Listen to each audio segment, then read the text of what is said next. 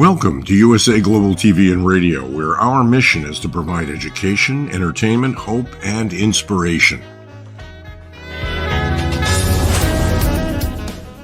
USA Global TV and Radio connects you with experts and audiences all around the world every single day to help you succeed in business and to live a richer life. Visit us at usaglobaltv.com to learn about career and life-changing training and mentoring programs like the Listening Mentor. Subscribe to our newsletter to stay informed about our special programs and offers. Discover how you can become a guest on one of our shows or a host or producer of a USA Global TV and Radio show of your very own. That's USA Global TV and Radio, where the doctor is always in.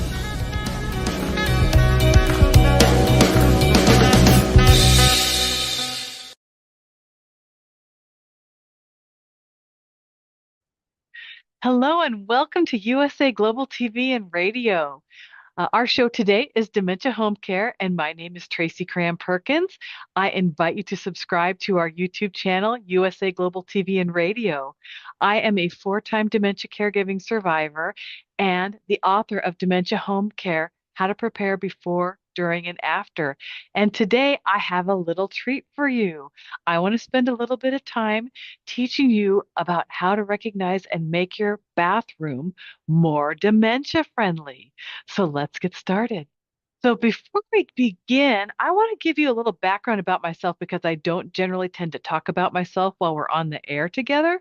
So I want to tell you about how my Alzheimer's story started. My story started with a panic phone call from my younger sister when she found my father unconscious in his apartment.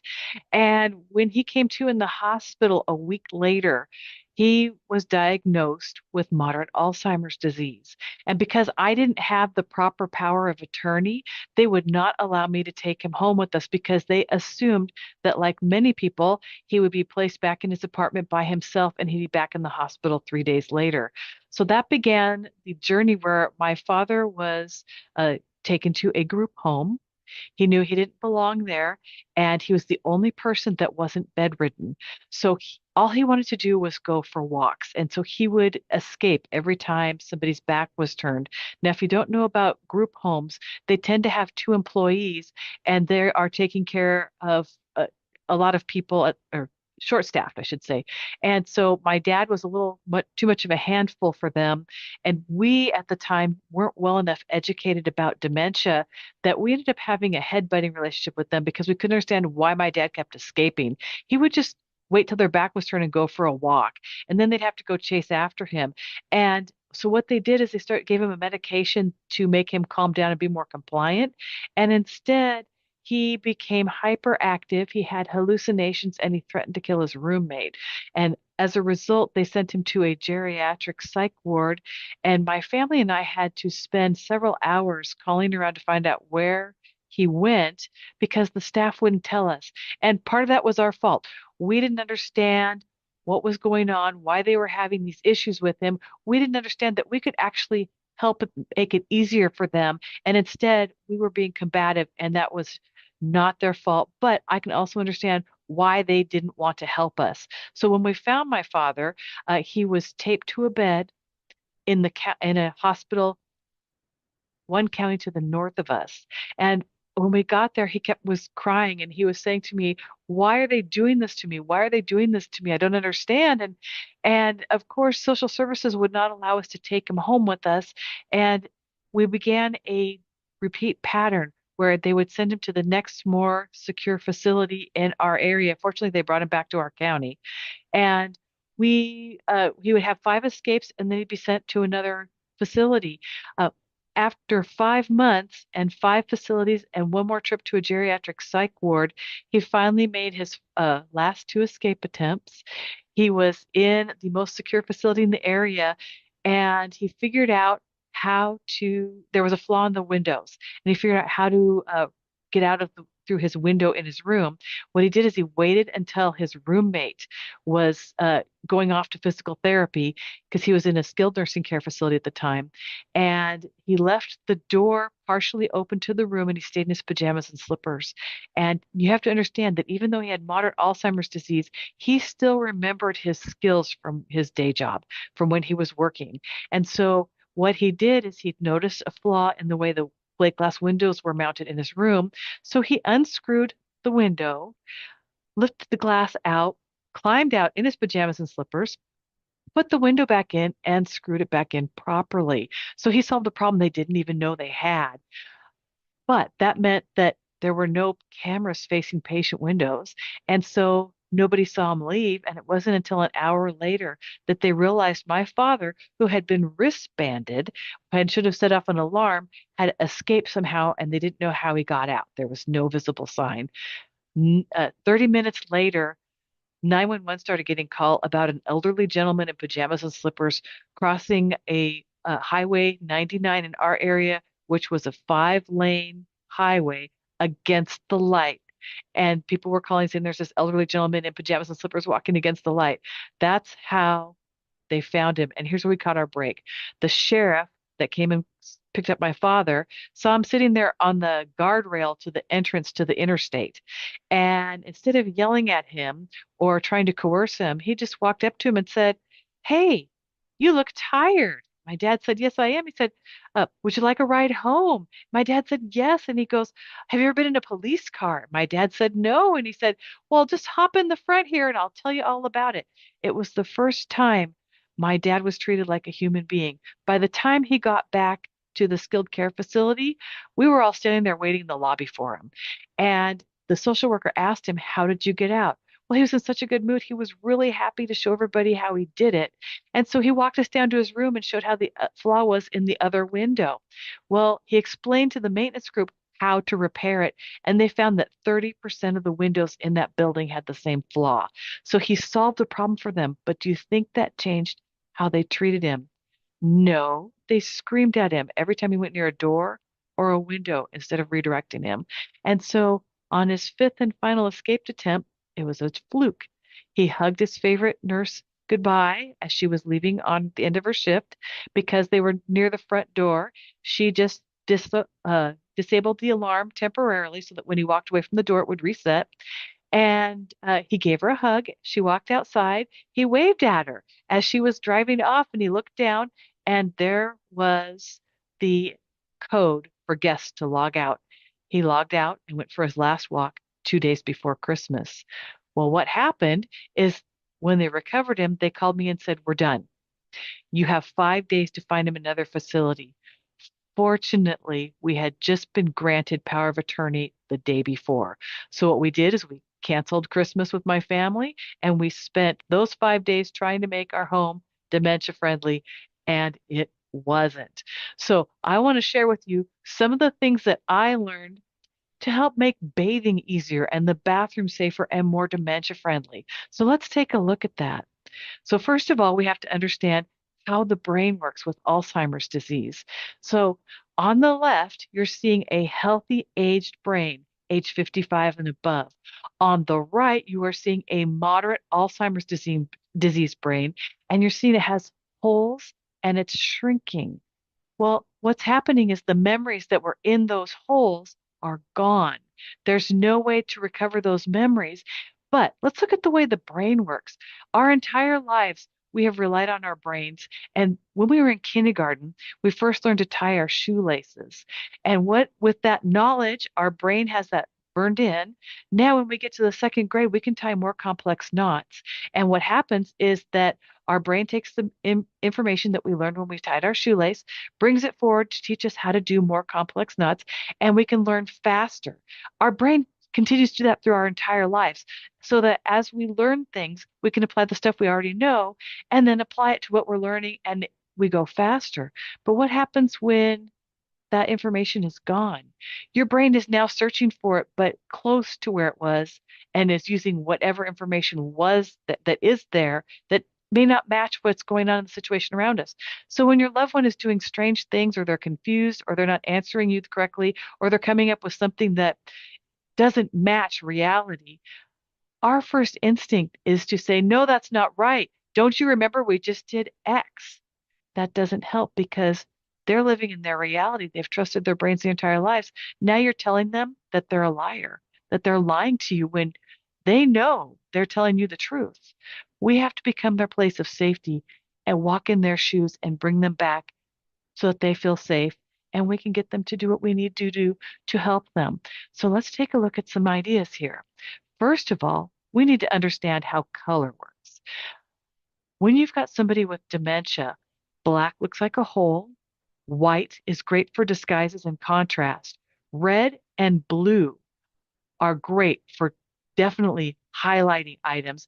Pastel is great for disguising things. So if you are trying to hide something, you can make it all one color or use the pastels and your loved one won't be able to see it. Here's why.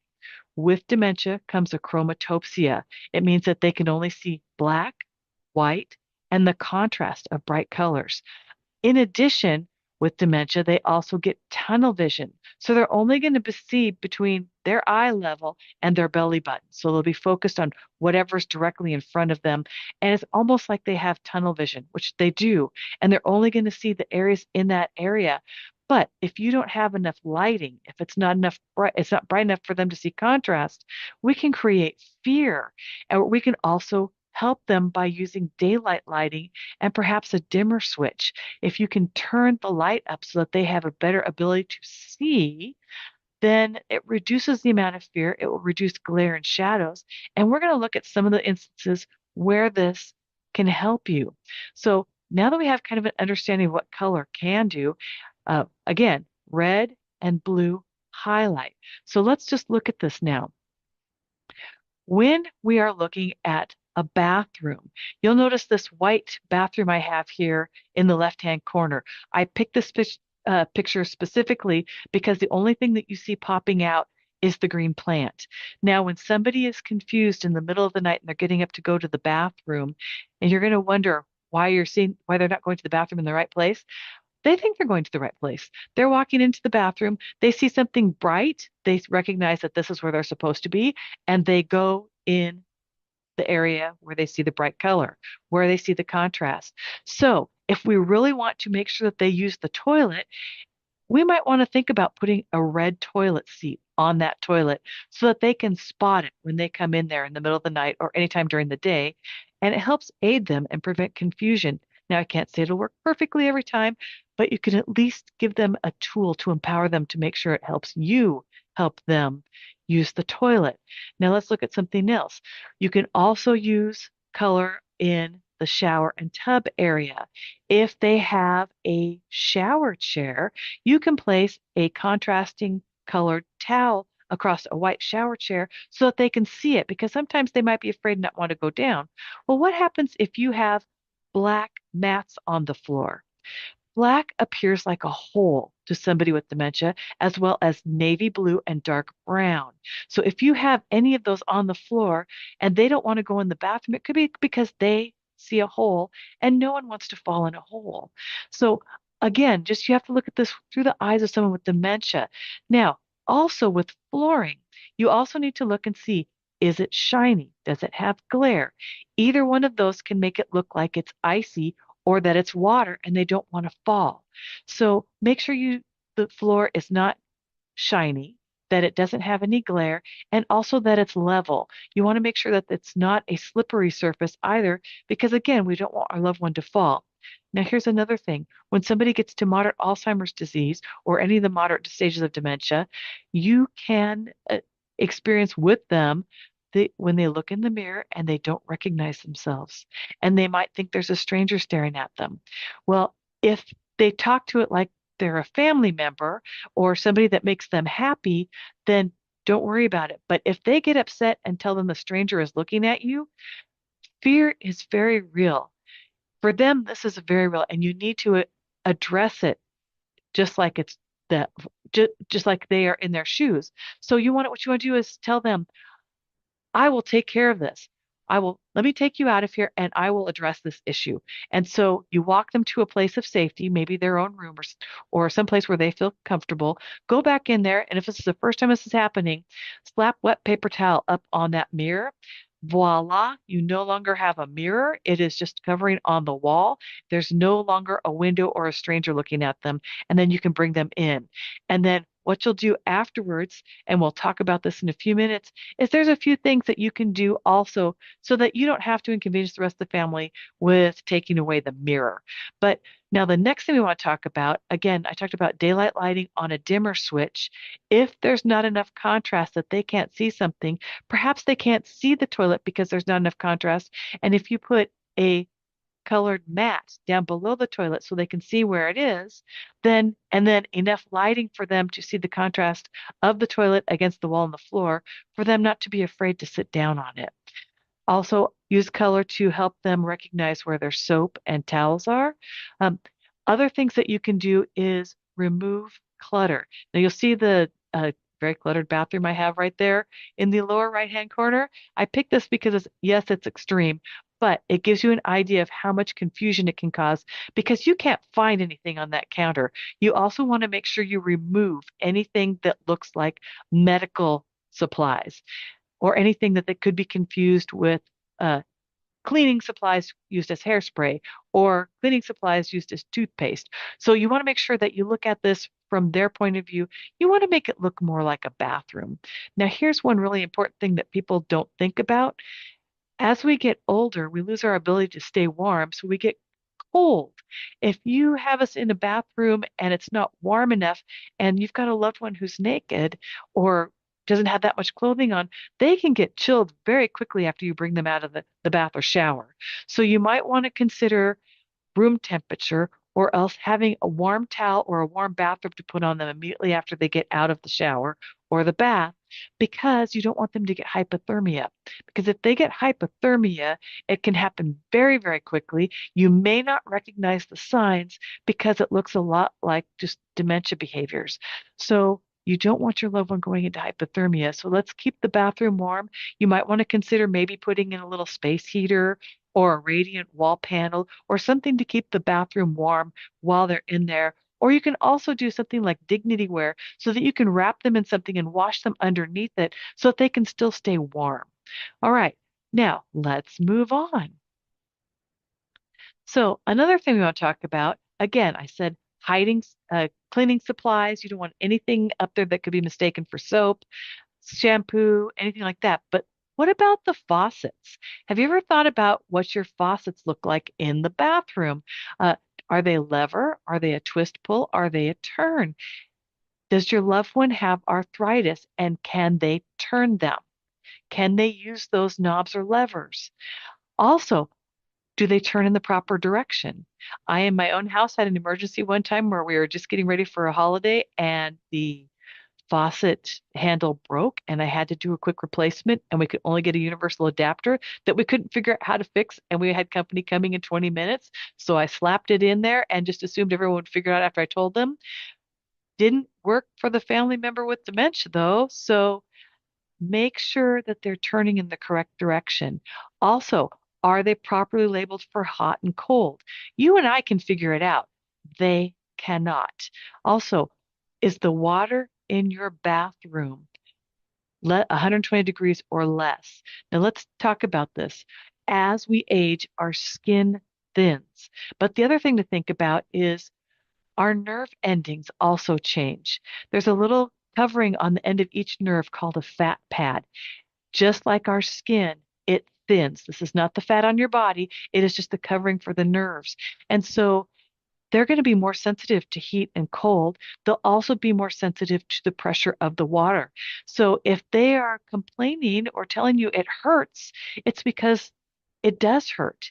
It is really pelting their skin or it's burning them or they're getting too cold. So even though you've checked the water temperature on your wrist to make sure it's okay, you might have to adjust it and turn it down or up depending on how your loved one feels, or change the water pressure, or put perhaps a flow restrictor in so that you don't have as much water pressure coming on them, or use a handheld where you can actually adjust the water pressure. So just these little tips, if you don't know about them, how are you going to deal with it? Also, grab bars. Do you have grab bars in the tub shower area or by the toilet? You can easily install the raised toilet seats, and I'll show you a picture of that here in a few minutes, so that you at least have something for them to be able to get up and out of the bathroom with. Now, here's something people don't think about. Most people with dementia, the biggest accidents they have, the most common ones, are falls in the bathroom. Do you have the tub spout cushioned? You can get cushions from baby supply stores or online on Amazon or any of the online outlets. You want to make sure that they don't hit their head and injure themselves. Anything we can reduce fall risk, especially in the bathroom, is a really important thing to do. Now, another thing to think about is what kind of flush toilet do you have? If you have a loved one that has arthritis, you don't want to use the push button type of toilet. The arthritis in their hands they won't be able to have enough strength to flush the toilet, and you definitely want to install a lever or a pull toilet handle. Another thing to think about, again, raised toilet seats. If you have someone who is short or even someone that is tall and they're having trouble standing up, it's easier if you have a raised toilet seat. Also, does your loved one need a toilet stool? If they're too short to sit on the toilet comfortably, consider getting them a raised toilet stool so they have something comfortable to put their feet. All right. Now, also, I want to talk to you about, I have ignored the elephant on the picture here. The picture that we have here on the left, we're looking at this bathroom. You've got glare. You've got check patterns, which we didn't discuss. There's also some issues with reflected things. These can all cause hallucinations.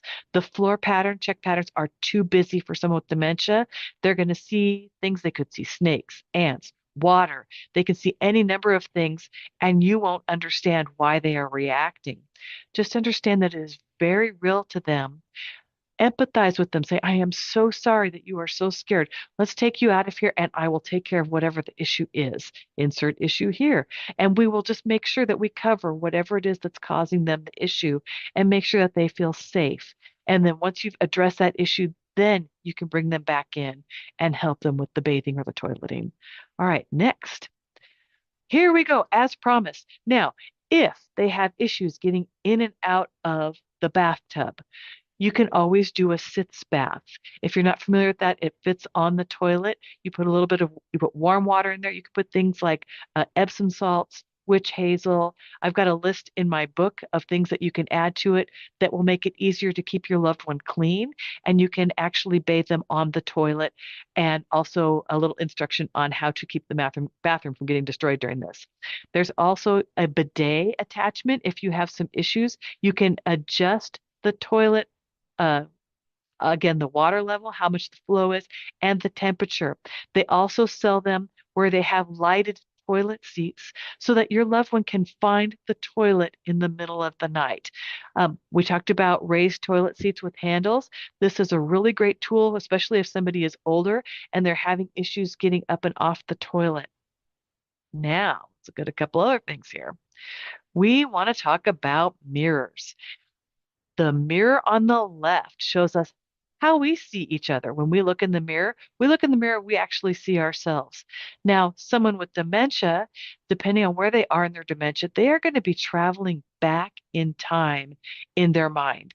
So depending on where they think they are, they could think they're 25 years old and they expect to see the reflection of themselves from 25 and not the reflection of themselves at the age they are now. So if it causes them fear or it causes them a hallucination, you want to remove mirrors from wherever they are in the house. Now, if this is something in the bathroom, the things we can do, again, as I mentioned before, the first time it happens, you can slap wet paper towel up on the mirror and it disappears. You can also use cellular shades, cordless shades, roller style shades, whatever works for you, that you can, before you bring your loved one in, and you will pull it down and voila, the window is covered and there's no issue for them worrying about somebody watching them bathe. Also, tip number one is make sure you have everything ready in the bathroom before you bring your loved one in there, because all it takes is you having to leave to go grab one thing for them to either fall or to follow you out of the room, and then you have to wrangle them back in. So another thing is, you can, for a cheap fix, you can use window curtains, or you can use a colorful shower curtain. So there's lots of options that you can do on a budget. Now, one thing to think about when you're working with someone with dementia is body language. Pay attention to their body language and yours. Because here's the thing to think about. If you are getting more and more upset and your shoulders are rising and you're getting tense and your teeth are gritted because you're they're just not behaving, they're reacting, and you have a short amount of time to get this done in, and everything is just falling apart. Well, they're going to react and pay attention to body language because they still read body language well into the disease. They are going to recognize these events and they are going to mirror what you give them. So they will give what they get. So if you can smile and relax and make sure that your shoulders are down and just enjoy the time and give yourself time to give them the time to relax and not rush them, because the number one issue you have with somebody with dementia is rushing them, especially as their cognition slows, and then you're going to get more pushback. So if you just have just a few tools in your toolbox to prevent these issues from happening, then yay, you are going to have less stress, and you might also have some fun memories. So now let's talk about a couple other things here. We can also create a calming environment. Now, we talked about the sitz bath, but we didn't talk about, you can also have essential oils in the bathroom to create a sense of calm, such as basil, chamomile, coriander, lavender, lemon, and neroli are all thought to help people with dementia feel more calm. So these are wonderful essential oils that you can have in the bathroom while they're bathing to help enhance the sense of calm in the bathroom. Another thing to think about with dementia care, we're going to talk about distraction and redirection, but the most important part of dementia care is routine, respect, patience, and a smile. If you can smile, do routine. Routine is all powerful. I'm going to say this 3 times: routine, routine, routine. But also, what was their routine when they were an adult, when they were a child? Did they take a bath? Did they take a shower?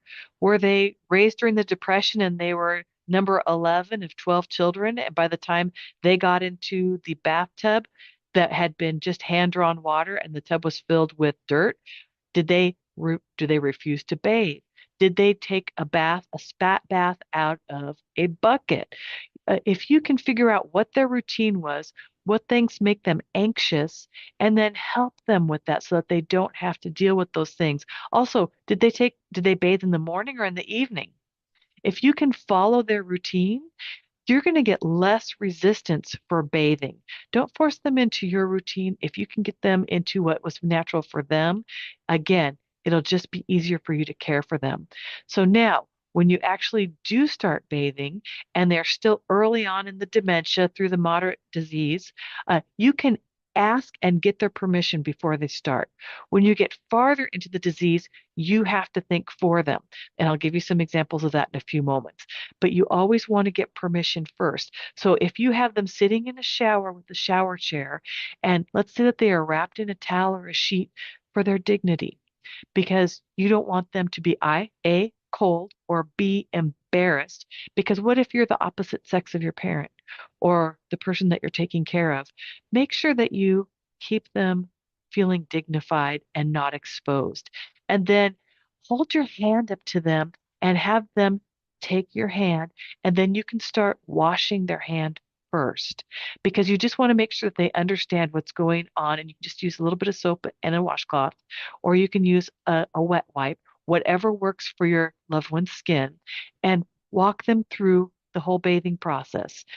Also, make sure that you do cover them with as I said, with the modesty issues, but also there's a thing called Dignity Aware from the Dignity Resource Council. I have it on my website and in my book on in the resources section of my website. You can find this, and they offer Terry Dignity Wear. So for women, it's a two-piece. For men, it's a one-piece. Um, Additionally, if you use a shower chair, how about thinking about a pillow for a bath pillow for the shower chair so that they can lean back and relax? And then also, you can put a warm washcloth on their face to keep them warm for either men or women. It doesn't matter. Just make sure that they understand what you're doing and help guide them through it. Now, a little bribery never hurts. You can always offer them ice cream as a treat after they bathe. So anything that they look forward to is always going to work well. Um, Now, here's another thing. You can always tell them that a lady or gentleman caller is coming to visit and say, we have company coming over. Let's freshen up and just guide them into the bathroom and help them get cleaned up. Now, for some people, you can create spa coupons and create a spa experience for them, and then have a guest book for them to sign into because you want to make them feel special, and then it will help enhance the bathing. Don't forget to sing and play their favorite music. And then also, as women get farther along in the disease, sometimes it helps if you put something in their hand, like a baby doll, and have them wash the doll at the same time you're washing them, because then they can put the two items together. All right. And again, I want to stress how important music is for calming someone with dementia. If you can be smiling, happy, and sing together, you can have a much better outcome. Now, let's talk about a couple other things here. Um, the don'ts of bathing. Do not use bath pearls. They can be mistaken for candy, and then your loved one might eat them. You don't want to use a jacuzzi or whirlpool bathtub because to someone with dementia, it will look like boiling water, and no one wants to climb into boiling water. Uh, don't leave them alone in the bathroom if you forget something, because it only takes 2 inches of water for someone to drown. And also, I talked about skin getting thinner as we age. You want to you don't want to rub their skin, you want to pat it dry when they get older because you don't want to create open sores on their skin. All right, let's look at a couple other things here. I have several books that I highly recommend, and I like to recommend impressive works by other authors because you may not find my writing style something that you enjoy, or you may, but these are the things that I love. So, Surviving Alzheimer's by Paula Spencer Scott is a fantastic book for teaching you how to care for somebody. Learning to Speak Alzheimer's is a really great book by Joanne K. Costi. This particular book really helps you with setting up your home for somebody and making it dementia friendly, and also learning how to communicate better with someone with dementia. I would be remiss in not recommending The 36-Hour Day. It is a phenomenal book. It has been an eternal bestseller for 43 years. It's a really a comprehensive book. However, if you are exhausted, you want to read it when you are fresh, not at the end of the day, because it is a meaty book and is very, very comprehensive. Now, A Loving Approach to Dementia Care by Laura Wayman, The Dementia Whisperer, is a phenomenal book. It walks you through how to connect with your loved one emotionally and walk them through to a place of safety. Now, Gail Wetherell's book, The Caregiver's Guide to Dementia, is a wonderful book. It has meditations in it. It walks you through step by step how to do certain caregiving things so you understand some of the behaviors your loved one is making. And it's a very short book. It's a very easy read, and it has resources in it. Now, my favorite book when I was doing caregiving was Creating Moments of Joy Along the Alzheimer's Journey. Joanne Brackey does a really great job walking you through vignettes explaining how to do certain things, and she gives you rich stories to help you understand how this can help your loved one. Now, my recent guest, SHEILA Warnock, was the author of Share the Care. Now, this is a phenomenal book for creating group caregiving so that you do not have to do caregiving alone and you can share the burden with other people. And what happens is that at the end, when you've finished your caregiving journey, you now have a group that you can have bonded with that you will have with you for the rest of your life. And then another one of my favorite books is Creative Care by Anne Bastings, excuse me.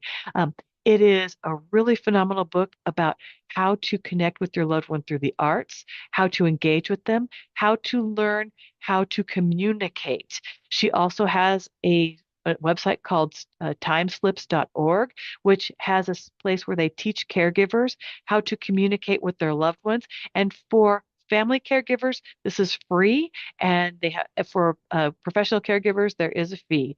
So it's just something to think about. Now, last couple things to go over here. I want to make sure you have all the ways to reach me if you have a question. So here's my email and my website. If you sign up for my newsletter, you will immediately receive 10 steps to calming aggressive dementia behavior. And it will walk you through step by step how to take your family member from agitated to calm. Now that you understand that they have holes in their brain and it might be it might be something that you did or said, you will now understand how to walk them through to a place of safety. Additionally, while my book only has 130 resources in it, I keep updating my website regularly. It has over 150 resources now available to you, and it goes everything from adaptive clothing to wandering and everything in between. And it also has sites to recommend translation languages if you need help translating English into your native tongue to understand medical things that you have got that you don't know exactly what they're saying. Now, also freebies on my website, and this one is really near and dear to my heart, is the Meltdown Trigger List. This is a way for you to connect with your loved one so that you can find out what's causing them to melt down. It explains to look for things in the environment, what's happening, what's the temperature, what's the weather, what's going on in the room, is there a bunch of noise, so that you can see what the triggers are.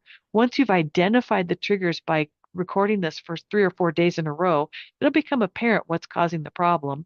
And then you can write down at the bottom all of the things that you used to redirect your loved one that worked. Now you have a respite tool. So anybody that comes in the house, whether it's a family member, friend, professional caregiver, you can give them this list because now they know how not to cause these problems. And also, if it does happen, they have ways of solving the problem. So you get some downtime. The last thing I want to mention is you can also reach me on my social at Facebook, either at Tracy Cram Perkins or at Tracy Cram Perkins author on Facebook. I post stuff there regularly. You can talk to me there as well. You can reach out through me through Messenger. And the last thing I want to share with you is to say thank you very much for your time and attention. And I want to let you know that we will be back on October 15th, and our guest will be Marie Ferrer from Seniors Helping Seniors. Marie specializes in teaching older adults how to recognize and avoid scams. And we will also be discussing how to help our loved ones with dementia avoid scams. In the meantime, you can go over to our YouTube channel at USA Global TV and Radio and look for the Dementia Home Care Show playlist, where you'll find all our past episodes. Thank you to the wonderful Dr. Jacqueline for all of her hard work behind the scenes, and thank you to our sponsors for making this possible. See you next time.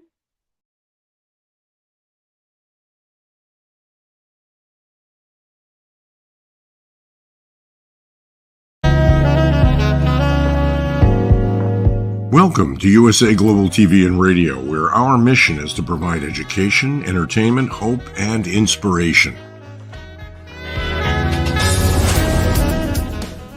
USA Global TV and Radio connects you with experts and audiences all around the world every single day to help you succeed in business and to live a richer life. Visit us at usaglobaltv.com to learn about career and life-changing training and mentoring programs like the Listening Mentor. Subscribe to our newsletter to stay informed about our special programs and offers. Discover how you can become a guest on one of our shows or a host or producer of a USA Global TV and Radio show of your very own. That's USA Global TV and Radio, where the doctor is always in.